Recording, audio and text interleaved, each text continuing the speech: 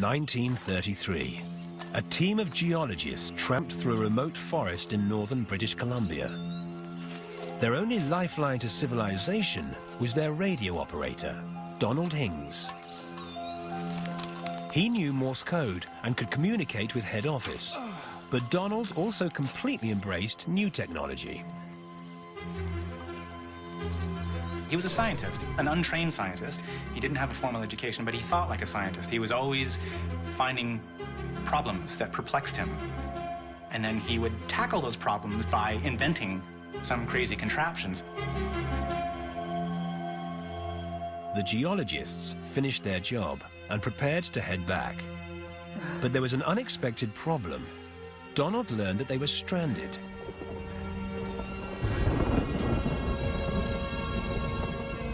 Bad weather had grounded the plane that was supposed to collect them. So to get back to civilization, the team decided to hike through treacherous terrain. Having to trek out on foot illustrated very personally to him how remote these locations really were, how lost these guys were if they didn't have that umbilical cord back to home office. At home, Donald could not stop thinking about the experience. He wondered if it were possible to build a two-way radio anyone could use, without a middleman and without learning complicated codes. In the 1930s, it was much easier to send a radio message in Morse code than trying to radio the human voice. It's not enough just to tell that somebody is speaking or not speaking. You actually have to make out the sounds and the words. And so to do that required a lot more technology than a simple Morse code set. But the technology was huge, required lots of space, and was impossible to transport in a backpack.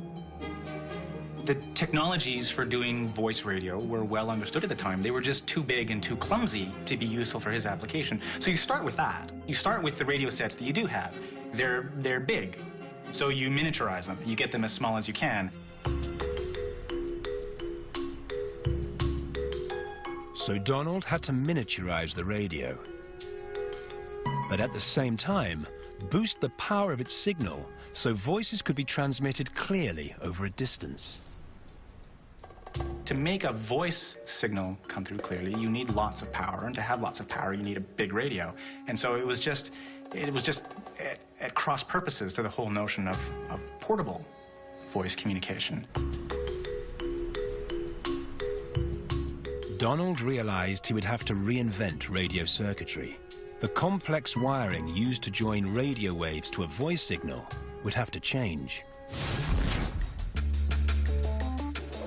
He also had to find a way to reduce the number of glass vacuum tubes that controlled the flow of electricity within the circuit. Through trial and error, he created one small vacuum tube that previously did the work of 4 tubes.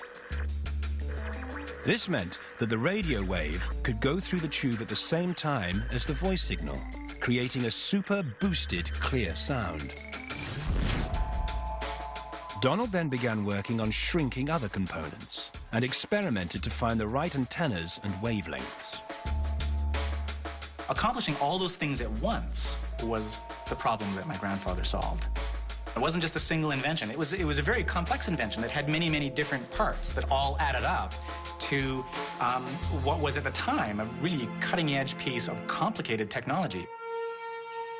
When Donald showed his prototype to his bosses, they saw huge potential. All right, let's give this a try.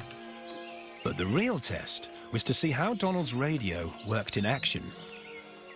I don't really know if he would have been nervous as opposed to excited. I mean, you know, sure, it's his job. There's a certain expectation that he's going to accomplish things, but I think he was granted a certain amount of leeway because you're doing something that hasn't been done before. You know, your bosses, if they're halfway smart, are going to realize that, you know, this might not work perfectly the first time. He moved deep into the bush.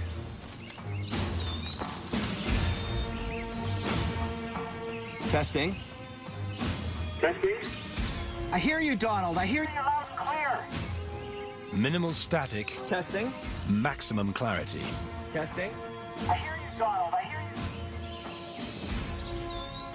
He always had this kind of a skip and a clap, and he would say "yeah" when something he got it working just the way he wanted it to. I imagine that he probably gave a very big, loud, and excited one when he got his first radio sets working. Testing. Donald's invention meant he no longer had to work in the field, so he had more time to work on ideas back at base, where he made modifications to his two-way radio. It was capable of sending out a voice transmission that could be picked up by the next nearest radio camp so that signals could be relayed all the way back to home office.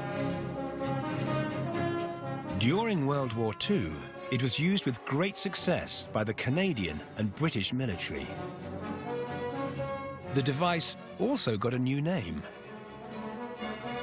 The walkie-talkie was named by journalists during the war when they saw some of the early radios that were being used, and it was like, so you can walk with it and you can talk with it. Quite obviously, a walkie-talkie. The walkie-talkie revolutionized military communication.